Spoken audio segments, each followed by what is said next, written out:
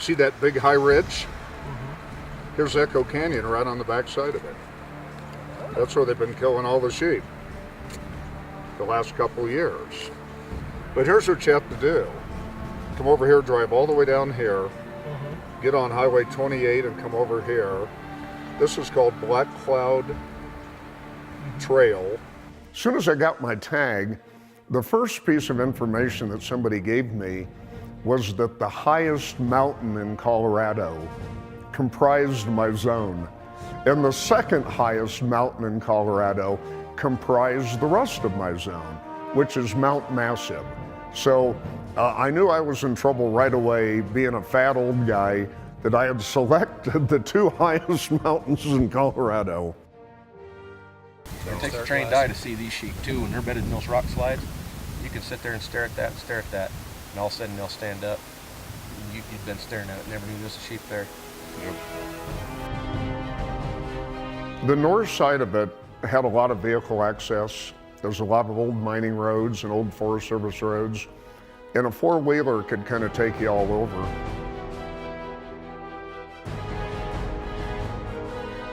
We had been advised that the south side of the zone was a good place to find sheep, and it was all backpack.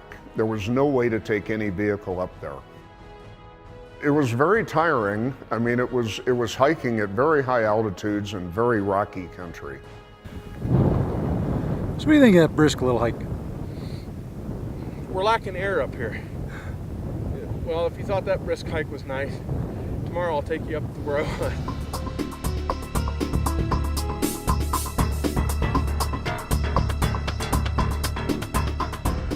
We would park the vehicle at about 8,500, 9,000 feet.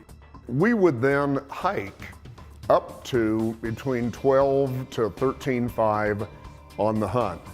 Now, several people had told us that we could not day hunt it because it was that vigorous, that we would need to take horses or backpack, go into the country and camp, and then hunt every day.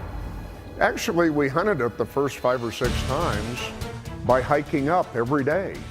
And so we would gain 3,000, 4,000 vertical feet every day to get up to where the sheep were.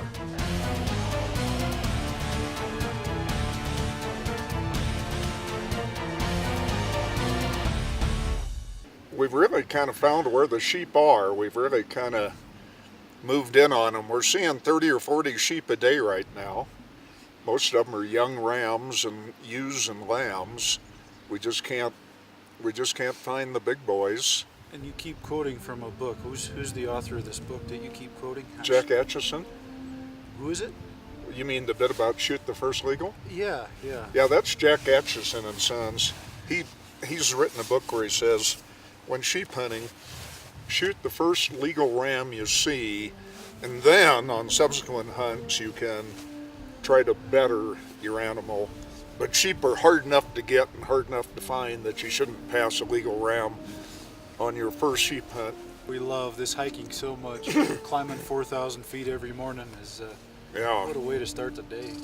This is not for wimps, this particular hunt. It's probably not for people my age, but I do get up to the top of the ridge, but it takes me a good long time to get there. I tell you, I get to be in my 60s. If I make it halfway up the hill, I'll be happy. Well, I mean, I'll get there, just gotta give me a little time.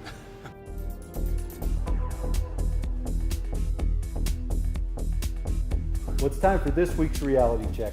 And this week we're talking about being in good enough shape to actually make it on the hunt of a lifetime. I actually had the opportunity to hunt sheep with Jeff Erker, and I'm telling you, it was a great hunt, but if it wasn't for Tim and getting me in shape and having me ready to go, I never would have made it. Got to say a big thanks, Tim. Really appreciate all the work you did this year to get me there. And what is the biggest thing, the single most important thing that you have to do to be in shape? Well, Ernie, you need to train your heart. It's one of the most commonly overlooked muscles in the body, and it's one of the most important that we have. Well, training your heart, is that all cardio? Is it all lifting? What's the best way to actually train your heart? Well, in my opinion, especially with the busy lifestyle and time constraints, to do a high-intensity circuit, training all the muscles in the body and the heart at one time. So high-intensity circuit, you're talking 10 minutes a day, 20 minutes a day? How long are we looking? Well, I'm saying it kind of depends on your lifestyle. It depends on your current state of health. Start small, start 2 days a week, and work your way up to 4, possibly 5.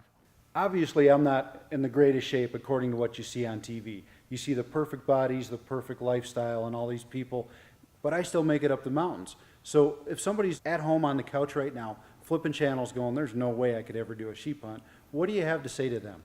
Well, I think the thing to remember is that we live in the real world. We don't dedicate our whole lives to making our body look good on the cover of a magazine or on TV.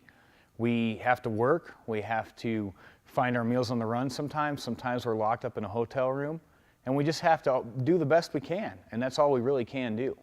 A lot of people don't have a gym that they can go to. You've got a lot of guys living out in the country that don't have anywhere to work out. What are the things they can do to get in shape for a hunt?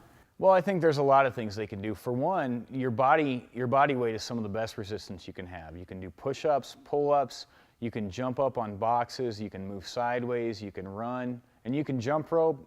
There's many, many options. So again, it's back to getting the heart rate up and just working your legs and your muscles as an overall body workout then. Yeah, the best thing to do is to use as many muscles as you can for as long as you can in the workout.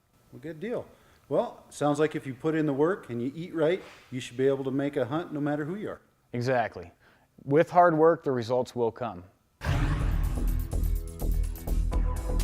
We found quite a nice group of sheep. It just seemed like it was meant to be.